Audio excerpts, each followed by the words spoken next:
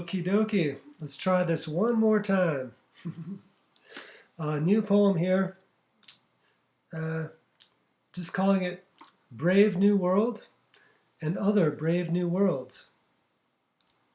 When the circle is torn by the weight of time between have and have not, gauged by little foibles rolling on the floor, looking forlorn, trying to place another bet that only pays off in flat two-dimensional scores, of benefits set up by emptiness, of steps and intervals that are equal to or less than a history lesson on a door to a crypt.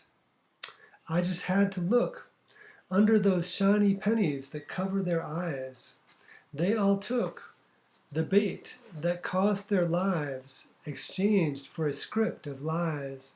Though the books they sell save their hands offline, safe from the theater of trials, so their smoochy book would never feel the pain of crooked fines. Behind the binds, only truth would wear their disguise, blind with beautiful coins.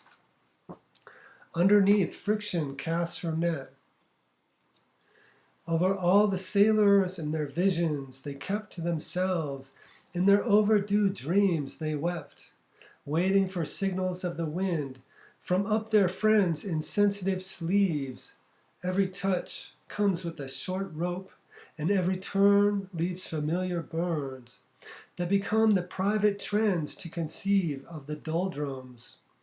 Tacit blame they never escape. When all those pasted pixels come to pass, I've been washed and worn by all the intermittent faces that crept. Like fevers over the waves, I settle back into another form in the absence of flight. I grow a firmament of cracks. The calls of abandon fade into the background of sight, and hints of my life are recast in a blight, bent to remain on loan. A strange version of circumstance and science, where I slowly turn to stone, silently trying to run faster than my chances can make up the road ahead. I know my friends will never know or touch any such load. I see them with their weapons drawn, caught up in the hustle of their eyes that feign innocent smiles. They know how to work that muscle so well, following the directions from the piper's call, talking files number by number behind the wheel, following to keep the battlefield clean with common fuels of belief.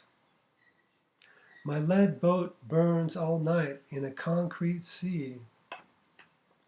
My eyes turn to steam, little vapor pools outnumber the fuzzy spots where touch becomes subject to other scales, a dancer that once flew in the eyes of two. Puppets feel the mild sting, the subtle cauterization of the strings branding onto the backs of their little seeds. They come back to mourn their clowns at the inner core. I split the foundation of form.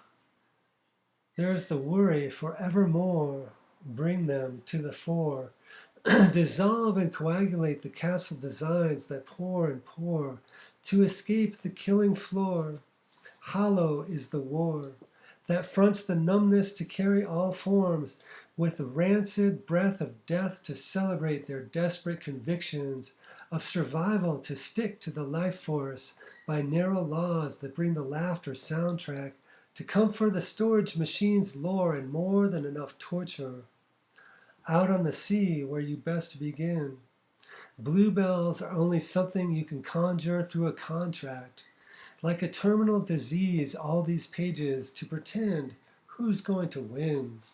And you'll secretly tell yourself in the end that buyers and sellers agree.